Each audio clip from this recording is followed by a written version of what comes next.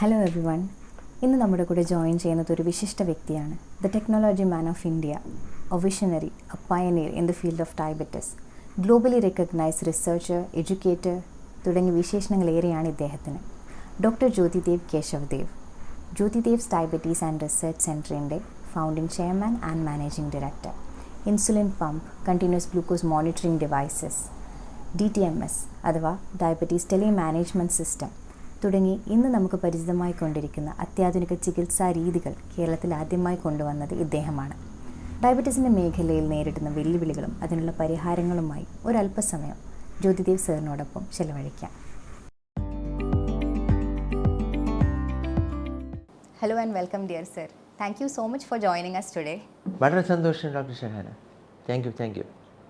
സാറിൻ്റെ സമയം വളരെ വിലപ്പെട്ടതാണ്. കൂടുതൽ സമയമെടുക്കാതെ നമുക്ക് പെട്ടെന്ന് തന്നെ കാര്യത്തിലേക്ക് കടക്കാം. ഡയബറ്റീസ് എന്ന ഈ ഒരു അവസ്ഥ കണ്ടുപിടിച്ചിട്ട് ഏകദേശം 1500 BC ചരിത്രത്തിൽ പരാമർശിക്കപ്പെട്ടിട്ടുള്ളത്. ഇന്ന് നാം എത്തി നിൽക്കുന്നത് 2025. മോഡേൺ മെഡിസിൻ ഇത്രയും അഡ്വാൻസ്ഡ് ആയിട്ടുള്ള ഒരു സിറ്റുവേഷനാണ്. അതേപോലെ തന്നെ സാറിൻ്റെ പല ടോക്കുകളിലും സംസാരിച്ചിട്ടുണ്ട്. ഡയബറ്റീസ് എന്നുള്ള ഈ ഒരു രോഗാവസ്ഥ വളരെ ഗൗരവമേറിയതാണ്. പക്ഷേ ഇന്നും ഡയബറ്റീസിൻ്റെ നിയന്ത്രണം നമ്മുടെ രാജ്യത്തായാലും വളരെ മോശം രീതിയിലാണ് പോകുന്നത്. അതിൻ്റെ കാരണം എന്തായിരിക്കും? ഡോക്ടർ ഷഹാന പറഞ്ഞതിൽ വളരെ പ്രധാനപ്പെട്ട ഒരു വസ്തുതയുള്ളത്, പ്രമേഹം ഗുരുതര രോഗമാണ്. പ്രമേഹമാണ് ഒരുപാട് മറ്റ് രോഗങ്ങൾക്ക് കാരണമാകുന്നത്. ഇതൊക്കെയാണ് സത്യം, എല്ലാവർക്കും അറിയാവുന്ന കാര്യങ്ങളാണ്. പക്ഷേ ഈ രോഗം വരുമ്പോഴത്തേക്ക് ആ ചികിത്സ സ്വീകരിക്കാനായിട്ട് ആൾക്കാർ മടി കാണിക്കുന്നുണ്ട്. നമ്മുടെ കണക്കുകൾ സൂചിപ്പിക്കുന്നത് പ്രമേഹം എന്ന രോഗം തിരിച്ചറിഞ്ഞിട്ടും അത് ചികിത്സിക്കുന്ന ആൾക്കാരുടെ ഒരു അളവ് വളരെ കുറവാണ്. പകുതിയിൽ താഴെ ആൾക്കാർ മാത്രമേ ശരിയായ ചികിത്സ പ്രമേഹത്തിനായിട്ട് സ്വീകരിക്കുന്നുള്ളൂ. ഒന്ന്. രണ്ടെന്ന് പറയുന്നത്, ശരിയായ ചികിത്സ സ്വീകരിക്കുകയാണെങ്കിൽ പോലും വെറും 15% ആൾക്കാർക്ക് മാത്രമാണ് രോഗം നിയന്ത്രിക്കുവാനായിട്ട് സാധിക്കുന്നത്.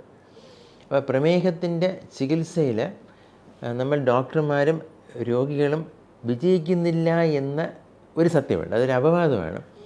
അപ്പോൾ ആ ഒരു സത്യത്തിൻ്റെ പിന്നിലെ രഹസ്യം എന്ന് പറയുന്നത്, ഒരു പ്രമേഹ രോഗിയെ അല്ലെങ്കിൽ കുറച്ച് അമിതവണ്ണമുള്ള ഒരു പ്രമേഹ രോഗിയെ പുറമേ കാണുമ്പോൾ നമുക്ക് തോന്നും, ആരോഗ്യമുള്ളൊരു മനുഷ്യൻ എന്ന് തോന്നും.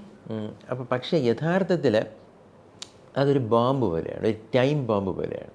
അപ്പോൾ നമ്മൾ പ്രത്യക്ഷത്തിൽ ആരോഗ്യമുണ്ട് എന്ന് തോന്നിയാലും ഒരുപാട് രോഗങ്ങൾ വരാനുള്ളൊരു സാധ്യത അവർക്ക് വിഷമം തോന്നാത്ത വിധത്തിൽ നമുക്ക് പറഞ്ഞ് മനസ്സിലാക്കാൻ സാധിക്കണം. അപ്പോഴാണ് നമുക്ക് പ്രമേഹം നന്നായിട്ട് ചികിത്സിക്കാനായിട്ട് സാധിക്കും.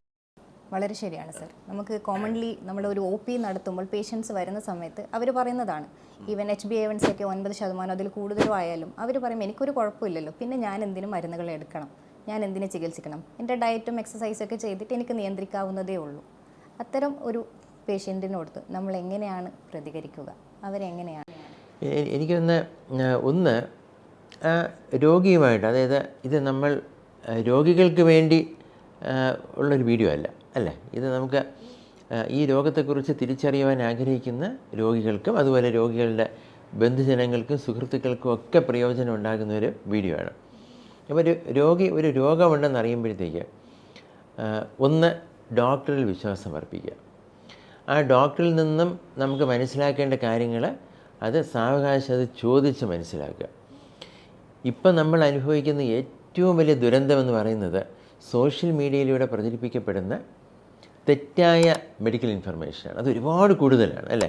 മിസ് ഇൻഫർമേഷൻ്റെ ഒരു കാലഘട്ടത്തിലാണ് നമ്മൾ ജീവിക്കുന്നത്. അപ്പോൾ ശരിയേത് തെറ്റേത് എന്ന് തിരിച്ചറിയാൻ കഴിയാത്ത ഈ സാഹചര്യത്തിൽ നമ്മൾ കൃത്യമായ ചികിത്സയ്ക്കായിട്ടൊരു ഡോക്ടറെ സമീപിക്കുകയാണെങ്കിൽ, ഇപ്പോൾ ഡോക്ടർ ഷഹാനെ ഒരു രോഗി സമീപിക്കുകയാണെന്ന് വിചാരിക്കുക. അപ്പോൾ ഡോക്ടർ ഷഹാനയിൽ ആ ഡോക്ടർ ഷഹാന എന്ന് പറയുന്ന ഡയബറ്റീസിനെ കുറിച്ച് പഠിച്ചിട്ടുള്ള ആ ഡോക്ടറെ വിശ്വാസം അർപ്പിക്കണം. എന്നിട്ട് ആ ഡോക്ടറോട് ഓരോ കാര്യങ്ങൾ ചോദിച്ച് മനസ്സിലാക്കണം. ആ ഡോക്ടർ പറയുന്ന കാര്യങ്ങൾ നമ്മൾ വിശ്വസിക്കുക വേണം അല്ലേ. That is most important. ഇപ്പോൾ നമ്മൾ HbA1c 9% ആണെന്ന് പറയുന്നു. അപ്പോൾ HbA1c 9% ആണ്, കൊളസ്ട്രോൾ 200 കൂടുതലാണ്, ബ്ലഡ് പ്രഷർ കുറച്ച് കൂടുതലുണ്ട്, കിഡ്നിയിൽ രോഗം വന്ന് തുടങ്ങിയിട്ടുണ്ട്. അപ്പോൾ ഇതൊക്കെ പറയുന്നത് എൻ്റെ അടുത്ത് ചില രോഗികൾ പറഞ്ഞിട്ടുണ്ട്, ഡോക്ടറെല്ലാം പറഞ്ഞ് എന്നെ പേടിപ്പിക്കുകയാണ്, അതുകൊണ്ട് ഡോക്ടറെ പേടിപ്പിക്കാത്തൊരു ഡോക്ടറെ അടുത്ത് എനിക്ക് പോകണം എന്ന് പറയും. പക്ഷേ അങ്ങനെയല്ല വേണ്ടതല്ലേ. അതായത് ഡോക്ടർ ഒരിക്കലും പറഞ്ഞ് പേടിപ്പിക്കുകയല്ല ചെയ്യുന്നത്. ഡോക്ടർ വരാൻ പോകുന്ന, അതായത് 5-6 വർഷങ്ങൾ കഴിഞ്ഞ് വരാൻ പോകുന്ന ഒരു വിപത്ത്, അത് നമുക്ക് ആ വിപത്തിനെ കുറിച്ചുള്ള സൂചനകൾ നൽകുന്നത് വഴി നല്ല ഒരു ചികിത്സ സ്വീകരിച്ച് ആ അപകടം ഒഴിവാക്കുന്നതിന് വേണ്ടി ഇതൊക്കെ പറഞ്ഞു തരികയാണ്. അപ്പോൾ കാര്യങ്ങൾ തുറന്ന് പറയുന്ന ഒരു ഡോക്ടറെയാണ് നമ്മൾ സത്യത്തിൽ ഇഷ്ടപ്പെടേണ്ടത്. ശരിയല്ലേ? അതെ സർ, തീർച്ചയായും. അതേപോലെ ഇന്ന് ടെക്നോളജിയും വളരെ മുന്നേറ്റ് നിൽക്കുന്ന ഒരു കാലഘട്ടമാണ്. Sir technology man of India എന്നറിയപ്പെടുന്ന ആളാണ്. നമുക്ക് ടെക്നോളജി എങ്ങനെയാണ് ഡയബറ്റീസിൻ്റെ മാനേജ്മെൻറ്റിൽ ഉപയോഗിക്കപ്പെടുക? ഞാനൊരു സിമ്പിൾ എക്സാമ്പിൾ പറയാം. ഇപ്പം നമ്മൾ സാങ്കേതിക വിദ്യകൾ നമ്മളെല്ലാവരും ഉപയോഗപ്പെടുത്തുന്നുണ്ട്. ഇപ്പോൾ ഈ വീഡിയോ കണ്ടുകൊണ്ടിരിക്കുന്ന നമ്മുടെ സുഹൃത്തുക്കൾ ഇത് കാണുന്നത് അവരുടെ ഒരു ഫോണിലോ ടാബിലോ ആണ്, അല്ലേ? അവിടെയും അവർ സാങ്കേതിക വിദ്യ പ്രയോജനപ്പെടുത്തുകയാണ്. ഇപ്പം 100-200 വർഷങ്ങൾക്ക് മുമ്പ് ഈ സാങ്കേതിക വിദ്യ ഒന്നും ഇല്ലാതിരുന്നപ്പോഴത്തേക്ക് മനുഷ്യൻ്റെ ആയുസ് എത്രയായിരുന്നു? ഡോക്ടർ ഷഹാനിക്ക് നന്നായിട്ട് അറിയാം, പറഞ്ഞു കൊടുത്ത ആൾക്കാർക്ക് 25-30 വർഷമായിരുന്നു. അതെ അതെ അതെ അതെ അത് പലർക്കും അറിയാത്തൊരു കാര്യമാണ്. നമുക്ക് മോഡേൺ മെഡിസിൻ, റിസർച്ച്, ഈ സയൻസ് ഒന്നും ഇല്ലാതിരുന്നൊരു കാലഘട്ടത്തിൽ, ഈ പറയുന്ന സാങ്കേതിക വിദ്യയും മരുന്നുകളും ഒന്നും ഇല്ലാതിരുന്നൊരു സാഹചര്യത്തിൽ അന്നൊക്കെ നമ്മളുടെ ആയുസ് 30 വയസ്സിലും താഴെയായിരുന്നു. ഇത് നിങ്ങൾക്ക് വിശ്വസിക്കാൻ കഴിയുന്നില്ല എങ്കിൽ ഗൂഗിളിൽ, ഇൻ്റർനെറ്റിൽ അത് സെർച്ച് ചെയ്യുക. കൃത്യമായിട്ട് ഗ്രാഫൊക്കെ വരും, വിക്കിപീഡിയയിലൊക്കെ. അവിടെ നിന്നാണ് നമ്മളിവിടെ ഈ 75-80 വയസ്സിലേക്ക് എത്തിയത്. ഇപ്പോൾ നമുക്ക് സാങ്കേതിക വിദ്യ കൂടാതെ, ടെക്നോളജീസ് കൂടാതെ നമുക്ക് മരുന്നുകൾ മാത്രം, അല്ലെങ്കിൽ ഡയറ്റും ലൈഫ് സ്റ്റൈൽസും എക്സസൈസും മാത്രം കൊണ്ട് നമുക്ക് പ്രമേഹവും അമിതവണ്ണമൊക്കെ ചികിത്സിക്കാനായിട്ട് സത്യത്തിൽ സാധിക്കില്ല.